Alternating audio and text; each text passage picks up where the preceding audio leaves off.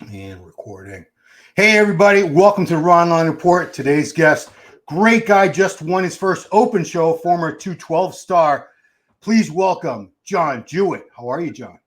Oh, Ron, thank you so much for having me and just coming off the Vancouver win and being on a high from it. So all good here. Yeah, so this is, I stole this footage from Nick Strength and Power. That's why you saw the Muscle Tech ad, but here it is, man. First open win, and you've come close recently a couple times. Legion Sports to Charles. Oh my God, what's Charles' last name? He's going to kill Griffin. me. Yeah, Charles Griffin, and then third place at Toronto a few weeks ago. A lot of people had you higher than third, but it doesn't matter. It's all in the past. This is it. You won. That's right. So you've won shows before as a 212 competitor. This is your, I know we just went over this. This is your third pro win. Was this one different? Was this one a little more satisfying in any way? Absolutely. I mean, I started off, in bodybuilding before a lot of the other divisions were even around. So I have always seen open bodybuilding as being the pinnacle of the sport, right? We all want to compete at the Mr. Olympia. So doing 212 Olympia is great. You say you're Olympian, but to me, it was never quite the same. And stepping out of the 212, there was always the question mark around, hey, you might not ever be able to do another Olympia. You might see the best version of John, the bigger version that's better.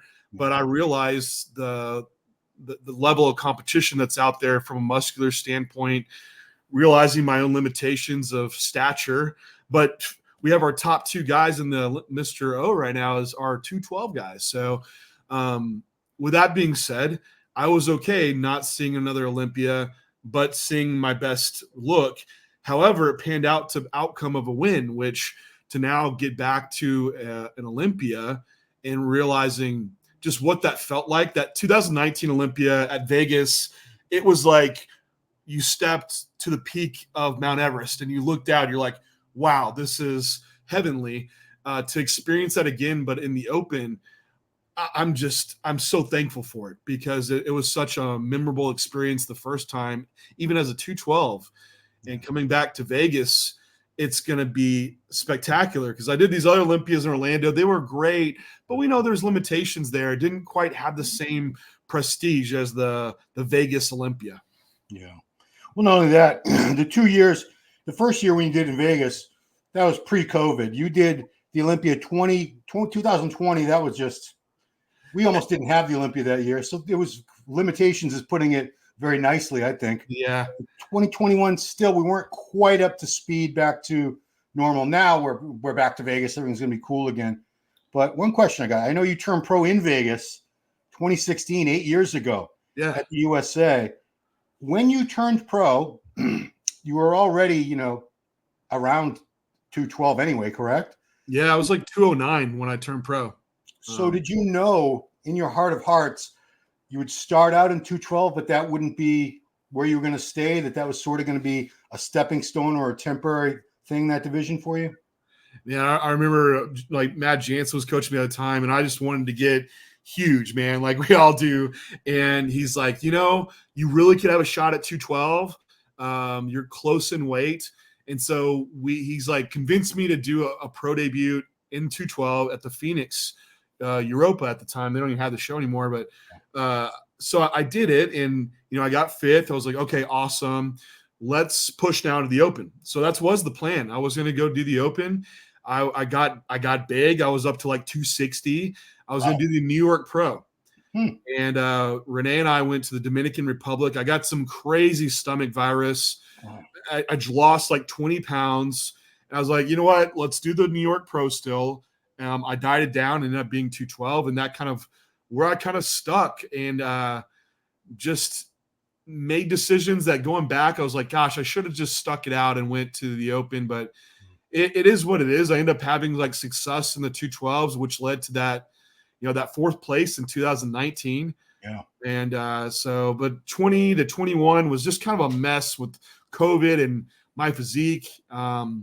So looking back, it's like, gosh, you should have done the Open earlier, but it is what it is. I'm here now, and I think I'm seeing some of the better versions of what we would have seen if I did it earlier. So that leads me to wonder, did you, we're not going to talk about regrets, but do you feel like your body was trying to grow and trying to be heavier for the past few years, and you were just sort of holding it back? The fact that your Olympia placings went down leads me to wonder if your body just was never meant to be that light, that it just wanted to be fuller and heavier the way it is now. Because, I thought you were a good 212, but I like your physique a lot better now than I did 2-3 years ago. Yeah. I mean, I like you better now too. 20 was a mess just to make that happen, to get on stage. 21, I was so disappointed with 20 that I was like, I have to redeem myself. And I just kept competing all year, and I faded. Like, I ended up being down to like 205, so finally I was like, I'm going to step back. I'm going to have an off season. And that's what led into this Atlanta show where I'm like, I want to see my best at 212. I want to beat that 19 look. And I ended up being like about 217 and sucking down to 212, which I was like, I can't do this again. I'm going to hit Legion, and end up being like 221 for Legion. Yeah. And I was like, wow, like I actually hang with all these open guys. And seeing that was kind of like going to be my decision point for stay 212 or just go all in, go open, skip the Olympia that year. And that was the call that was made. So I would say I wasn't holding back myself necessarily. I was just kind of kept prepping along the way and never really having real off seasons to push myself up. But now seeing it now, like, yeah, like I had 5 months of off season, which isn't long, and went from 221 to, like, in Toronto, I was 231 on stage. Wow. Came down a little bit for this last Vancouver show. I think a good decision made. So it's like 228. But still, like, substantial growth for that time period for how old I am and been competing for this long. So I think there's definitely more to pull out in my physique. How old are you, John? I'll be 38 Saturday. I see you had to think about it. Think if I wanted to lie or not.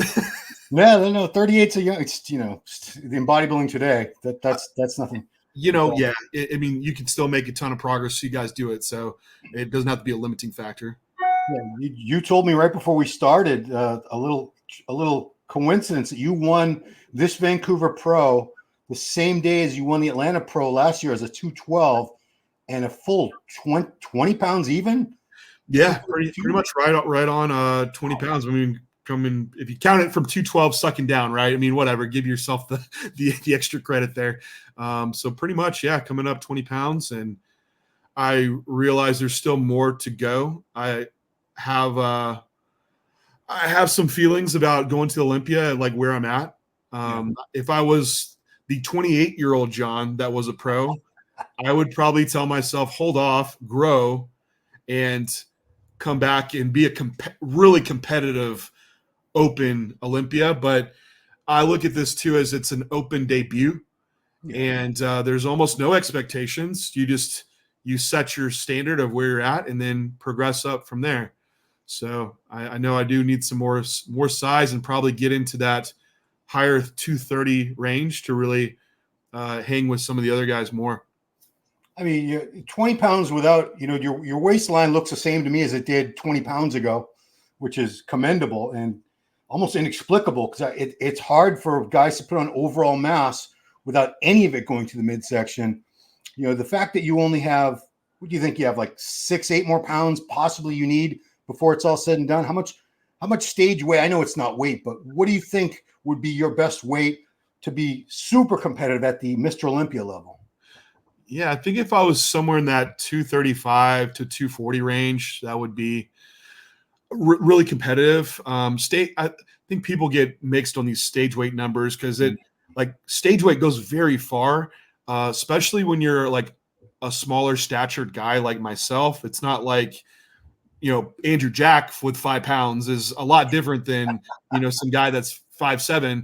So I think something there, and looking around the guys that are close to me, their stage weights is probably around that. So I think if I had another solid year of off season, I think I could get close to that and bring like something highly competitive that could probably get into the top 10. Absolutely. I mean, you arguably could have won that Legion last year. I don't think Charles blew you away by any means. All due respect to him. That would have been a case where you would have been qualified for both the 212 and the Open Olympia last year. That would have been cool. And just if that happened, I know which one would you have picked? Oh, the Open, hands down. Yeah, like it's the pinnacle, right? Like, I mean, you couldn't not go. That's why I said, like, if I was young and had like the years ahead, like I could justify skipping, but for the first one, no way. Like I have to do it. So gotcha. Yeah, I want to get into some other stuff. You are, not just a competitor. You have all these well-known businesses and things. That J3 University fascinates me. You put little clips on your Instagram. Let me go to your Instagram, and it's geared not just toward the general fitness wannabe meathead. A lot of it's very specific towards competitors with solid advice. You had something up the other day about worst advice you ever got. Yeah. and it blew my mind because it was a water loading and depletion protocol that natural bodybuilders were using. And I had followed the same. I got it from a very, very famous guy. It was Skip LaCour, because he was doing that. And I dropped like 10, 12 pounds of water that all it did was flatten me out. It didn't make me look any better. But let's back up. Where did J3 University start? Where did you get the idea to establish this platform and explain what it is to people? Yeah, and we do have our own IG. It's at J3 University, which is where we put all the education hub stuff. But it started in the idea of 2018. It's when I started coaching more people. And basically, I had all these clients and I was trying to explain all the same education stuff over and over and over, right? To build clients. I'm like, man, if I had a hub somewhere just to teach people. So that's what it started. Like, I just wanted this platform to host my education information. And I got hooked up with a gentleman his name's Mark Fox. He built like the Hypertrophy Coach website, Trained by JP, a lot of these sites. And I explained it to him. He's like, well, that kind of sounds like a school, like a bodybuilding school. I was like, well, I guess it could be. And so that's when this idea started progressing over and to make it like a university type course where it's bodybuilding 101. We start with like coaching foundations and nutrition, training, PEDs, how to monitor your health, and then putting that into how do you run a prep? How do you do post-show? How do you do off-season? So it takes you through every bit of it. And it's not just for a beginner. Like I have some top pros that have gone, like I've had,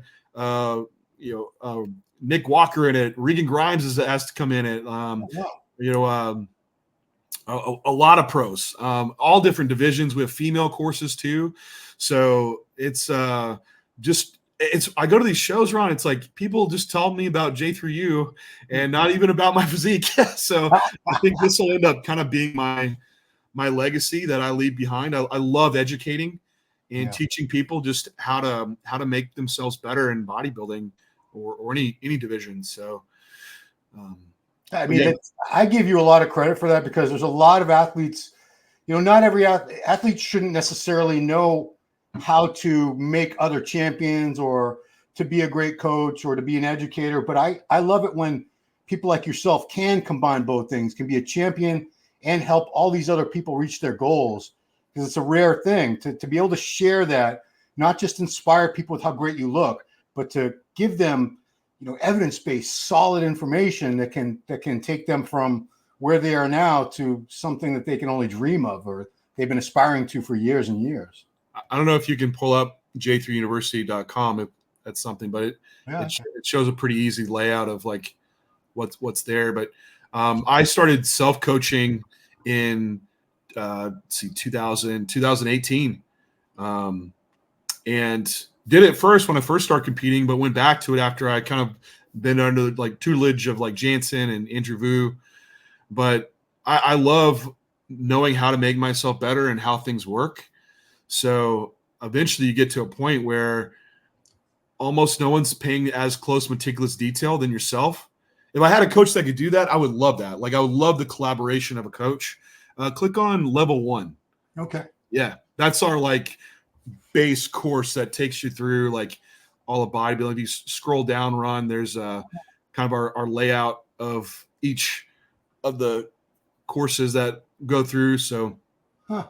recovery, nutrition, hypertrophy, health monitoring. So each one of these are like pre-recorded lectures that take people how to peak. So I'll show them like my check-ins and explain like, hey, in this check-in, this is what I'm seeing visually and why I'm making these changes. So can you imagine having a course like this like 15 years ago? Like, but I've been self-coaching now for several years, and I love it. It's so much fun. Like, just pulling the levers and seeing how things move and work. It's not for everyone because I go right to the t-shirts. You can definitely get in your head self-coaching and make emotional decisions. So I absolutely have like some second eyes that I value. Luke Miller, he's an educator here at J3U, and I'll send him my stuff when I start thinking something crazy and can't figure it out. So, yeah, I mean, it's one positive aspect to the internet and everything, that we have so much information, but there's so much bad information out there. There's so much misinformation that gets passed on over and over and over again. I wish I'd had something like this and committed to it years ago, and I would have avoided a lot of stupid mistakes. But same, like I did all my own stupid stuff too, and I did the taper. I did the water taper. I did that in Chicago one year, and by like, I think it was like the second day of it, I was like, man, I look like hard and ready. Then it was like the next day, it's like faded. The next day, show day, super flat, right? So it's just sometimes it's doing less is the best option. And a lot of my peaks now they're so simple. They're so simple, and I think it's not as sexy in the allure of selling something that's like this overly complicated peak with sodium and potassium changes and diuretics, and it's like there has to be more complicated stuff to it. It's like it doesn't have to be. So because you're in this role and you have this position as an educator, as an authority, do you feel any added pressure or an added responsibility that every time you step on stage, people are going to hold you to a higher level of scrutiny? Say, well, this guy's an expert. He's got a university. He better be freaking shredded and full and tick every damn box that we want. Absolutely. Like going into Toronto and Vancouver, like the biggest pressure is making sure like I uphold like what I'm trying to do in the education sector. Yeah. But at the same time, I had to reel myself back. I talked to Renee about it because we're going to mess up in bodybuilding. And every time you get on stage, you make mistakes or you find ways to keep getting better. So that's the way it's always going to be. So even as an educator, you learning from your failures, if you call them failures, and trying to improve from there is part of the journey and teaching process. So were there issues in Toronto? Like, yeah, absolutely. And I can share those and get better from them and teach on them. So if I never made a mistake, I don't think I would be as good of an educator, teacher, or coach. So it needs to happen. And the people out there they're going to tear you apart, hell, either way, no matter if you're doing awesome or you're doing bad. So I think the people that I am helping and that are learning, they're the ones that realize how we are as humans are going to mess up in bodybuilding either way. So you hope at least one time in your career that you nail it on stage and you look how you should. And, Vancouver, I walked away with stage picks that I'm very happy with, which as it can be rare now too. At the end of the day, we're just kind of left with our stage picks and hopefully they turn out and you look the way you should look in them. Cause Toronto is a great show, but the lighting and stage doesn't really reflect how you might have looked off stage, and people might think your peak was off, but it just doesn't represent. Like the Vancouver stage is awesome. It has that darker backdrop and well lit. So anyway, yeah, that's there's a pressure there, but at the same time, it's all good. If I mess up, I'm just going to learn from it and teach how I was a moron for that show. Another thing I want to ask you about, you're a registered dietitian. It looks like you have a master's degree in nutrition dietetics. That's the qualifier. I'm trying to find the contest photos from Vancouver at the same time. But for many years, bodybuilders were sort of ahead of mainstream nutritionists, dietitians, whatever, in a lot of aspects. Has it caught up? Is the medical dietetics nutrition world current with everything that you would agree with as a bodybuilder, things that you've learned not only through actual clinical research and journals, but actual hands-on bro science application? If you were to approach most dietitians that came out of school, like they would still be way behind and like not realizing what it needs to be done. Like you wouldn't go to a dietitian, make me a bodybuilding diet, but the dietitians that are in the bodybuilding world, they're very well aware of both like what's working in experience in trenches. And there's a lot of a good research coming out now too, really specific to bodybuilding, because that wasn't the case just even a few years ago. So it's like starting to catch up in the research area. I think even the dietitian practitioners that are in the field are well aware in making aligning with like some of the bros too. But like Chris Tuttle, he's a dietitian pro and coaches some badass bodybuilders.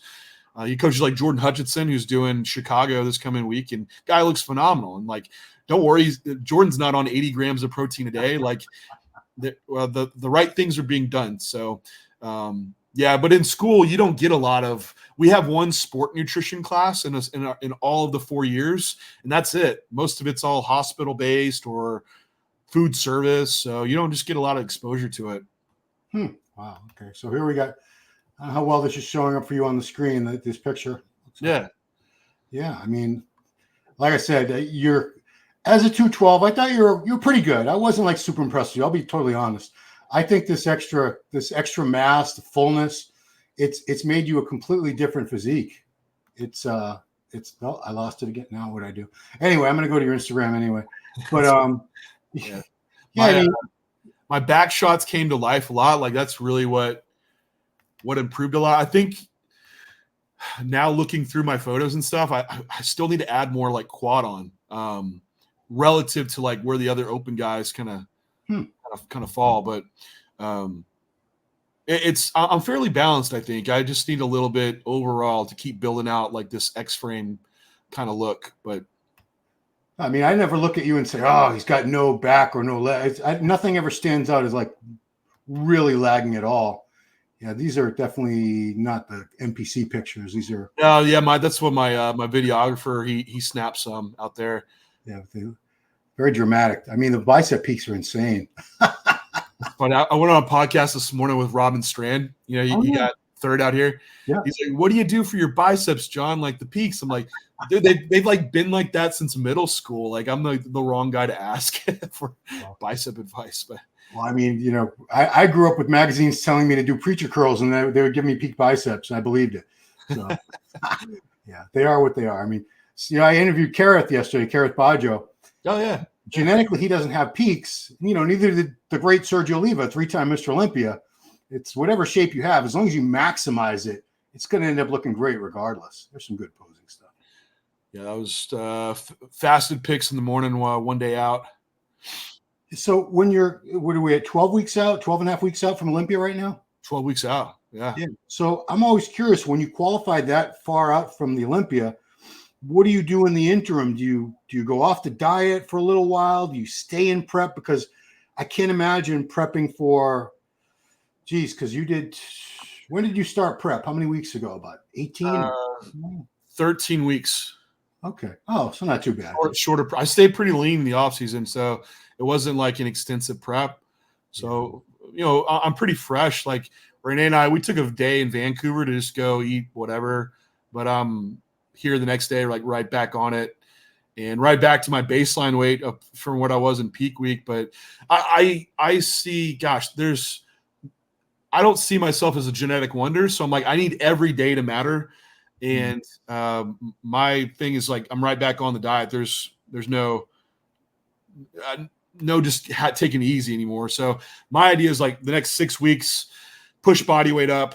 If I can get a like slight bit of rebound out of this and add any, 6 weeks is not a lot of time, getting improvements, and then take the next 6 weeks to kind of pull it back down and slow. And that'll how I'll run it to the Olympia. But it's kind of a weird timeline. It's like not enough time to have a off season, but not enough time to hold it either, because that's too long. So it's a lot of fans, they don't quite understand the timeline of off season prep and this and that, and they want guys to compete like all year long, and they don't get that you can't really do that. If you do, you're not going to do it for very long. Your body's going to quit on you at some point. You'll have to pay it back at some point. It's like your prep time is like lending money, borrowing money from the bank, and like at some point, the more prep time you have, the more you'll have to pay back. So I know on like the backside of the off season is going to have to be longer for me doing this extended, preparation time. So, because you've been competing quite a bit since you turned pro, what's the longest real off season that you've had? What length of time were you able to commit to simply improving the physique? Well, that off season from turning pro to when I was going to do New York, that was like a solid year long where I took my body weight really high. Okay. Then the next one was when I finally had a break in 2021, and that again, I was down to 205. I took a year, and that's when I came back and I was ready 216, 217. So I had some decent progress, but again, that's time to freshen up and realize I'm still going to do 212, but I haven't pushed it like I was going to do the open. So I haven't taken my big open off season that I really need. Oh, there you go. That's 212 to 232. Wow. I mean, the roundness is what really strikes me. There's just everything just looks fuller and rounder. You weren't flat, but until you see the fuller version, you have nothing to compare it to. Yeah. This is pretty dramatic when you look at it this way. Wow. Yeah. Yeah. So I figured just it's pretty complete, just a little more. But yeah, I would like to hit this Olympia, then take some off-season time, then maybe do something the following later in the year. But I also realize man, I don't have many years left probably doing this, so I need to be pretty strategic with the time I'm taking off season and when I'm trying to do these shows. Yeah. You're one of the guys that we always bring up that's transitioned successfully, especially now with a win. Do you feel like there's not that the 212 class has lost its luster, but do you feel like there's sort of an expectation on the better 212 guys now to always have that goal of moving to open rather than just stay there like Flex Lewis did and be the best 212 in the world if they can for years and years? I feel like since Flex has left, the 212 allure is just not there. You have maybe some top guys that draw the crowd, but these other 212 shows, no one talks about them, and they don't, because it's all about the open. And even, man, the notoriety and attention that I get have going to the open versus 212. It's not even close to the same. For my bodybuilding, my business, all this has been so much better doing it. And I feel like seeing more 212 guys do it, I think it is planting the seed for them to be open to it. I don't know if you saw, his name's Hossein. I'm sure I'm butchering that. He got fourth in Vancouver. He got third at the 212 show. Hossein, yeah. But the guy hung, man. He hanging with these big guys. He's a little shorter than me. Yeah. And he has the muscularity to do it. So yeah, there he is. Super muscular guy. And so I think it's opened up these 212 guys to do these shows and consider it. But yeah, I almost say at the way current judging is, I think a few years ago, the short stature guys, you just wouldn't get a shot as much, I think, as you do now. Seems like we're really looking for who's the best bodybuilder, consideration for everything: shape, structure, muscularity, condition. And you could be a shorter, smaller stature guy and still beat out the tall guy. So yeah, dude, that's a good point. I think if you go back to Olympia 10, 12 years ago, you put Derek Lunsford and Hadi Chupin in that lineup. And even, I'm not saying the lineup was a deeper or better quality or anything. I just think they weren't legitimately looking at those guys as a threat, or, they would say, well, our eyes are drawn to the taller, wider guys. And yeah, obviously Hadi and Derek, they're both wide, but they're not the tallest guys. So I've been around a long time, and I personally think judging now is light years better than it was 20, 30 years ago. People used to walk out of the Olympia just really upset. I don't see that anymore at most shows. So you're getting into the Olympia at a very good time, John. Put it that way. Yeah, it worked out because I agree. Like back then, like you think about Lee Priest, right? Like imagine Lee Priest was competing now. Like, oh man, he'd probably be killing it, you know. But back then, you know, with his stature, I think that was a big limiter for him. So it's a great time for bodybuilding for everyone to get a real fair shake. Just it's the best bodybuilder for the day, whether you're 5'5" or you know you're 6'2". Right on. So I'm curious, is Renee qualified for the Olympia as well in wellness, your wife? No, Renee did the Republic of Texas last year, and she got second at that show. And for her, that was her last time to compete. She's she's retired from competing. So she's not like me. Like I love to get on stage and compete. For her, it's the complete opposite. Really? She loves the day-to-day lifestyle. Like she'll prep along with me, but to get on stage is not her thing. So it wasn't fulfilling her in the way that it does me. So she moving on to other things, just being the supportive wife role. Did you two prep together at various points? Were you getting ready for either the same show or shows right around the same time? Oh yeah, in 21 we prepped all year together. We did Chicago, we did Tampa together, and we did the Olympia together, which was pretty cool. So I was gonna say, great experience prepping together in retrospect, or horrible experience?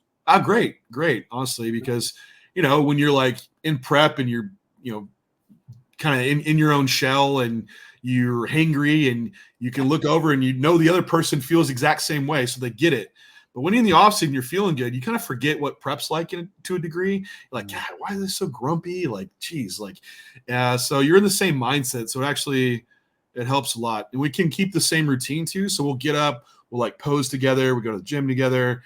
So it helps us. I know for others it's a mess. Yes. And I coach her and myself, right? So you think that's another whole dynamic to it, but it worked out. So I'm surprised that you were her coach, because a lot of times a spouse will listen to anybody but their own spouse when it comes to prep advice and things like that, training, nutrition advice. Renee was a machine. She like just give me the plan and I execute. And we would keep it all separate, right? So she emails me her check-in. I type in my response and send it all that. And so when I see her, it's just the husband's there, but she has to go communicate in the email to the coach. So we try to separate it a little bit. Okay. Yeah, I'm a little disappointed because as an American, she was one of the better American wellness competitors. My big running joke, and nobody ever laughs, but I said there should be, just like there's 212 and there's open bodybuilding, they should have done wellness, split that in two divisions, Brazilian and other. Give everyone else a chance. But God bless. I mean, I'm glad she's happy and she's not worried about competing anymore. And not to say she needs to be focused on you 100%, but I think it helps to have someone that's not. I know you prep together and everything's fine, but I think it really helps to have someone in your corner who's not 100% worried about their own meals, their own cardio, while they're supposed to be there for you too. So it is better. Like for Vancouver, like she's fully there. Like she'll do my tan. I bring her backstage. She does all my glazing and stuff. Like she can be focused and like helping me like get ready. And it is more helpful when you're at the shows versus like both of us trying to do it together. So yeah, it's worked out. Okay. So obviously this is your first Mr. Olympia, and I'm sure even though the 212 Olympias there's great competitors in those, but this is just that Hadi Choopan, Derek Lunsford, Samson Dowda, Andrew Jack, Nick Walker, Hunter Labrada. I mean, on and on and on. Yeah. You're going to be up there with the best of the best of the best. Are you more excited on a different level for this than you were those other times that you're going into the 212 Olympia?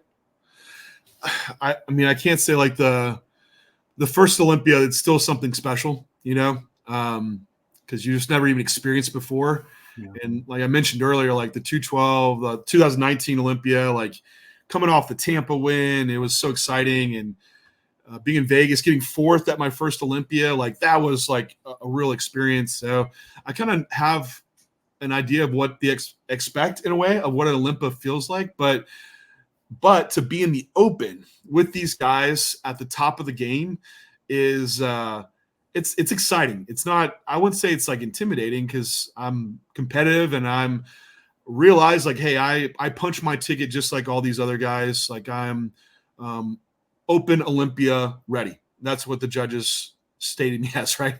But I'm excited. Like there's no intimidation around it. And again, it's the expectation of just, hey, you're walking on the Olympia stage. Like you're one of the best in the world for this year. See where I stand and then make improvements from there. Like I said, I'm very realistic that what I need long-term is going to be more to hang. So I'm probably going to, and it sounds weird to say like I train like to be my best, of course, but I know I'm going to be like probably in the back of the pack in this Olympia, and if I can beat some guys, that would be awesome too. Yeah, but at the same time, when guys qualify for the Olympia and they have that, oh no, I'm not going to make top 15. I'm just going to skip it this year. I'll make improvements. I'll do it next year. And we've both seen circumstances where injuries or something happens and they never get there. They never get the Olympia again. And that was their one chance they could have stood on the Mr. Olympia stage, shared the same stage as guys like Ronnie Coleman, Lee Haney, Arnold Schwarzenegger, on and on and on. And I'm really happy that you're doing it regardless of, maybe you won't make top 10. Maybe you will. Who knows? I mean, Griffin's made it, and, you're right there with Griffin. It's certainly not out of the question or not in the cards for you, but I'm glad you're doing it regardless because as smart as you are and as much as you avoid injury and take care of your health and everything, nobody ever knows what the next day brings. So you don't. I'm glad you're not skipping this and foregoing it for another full year.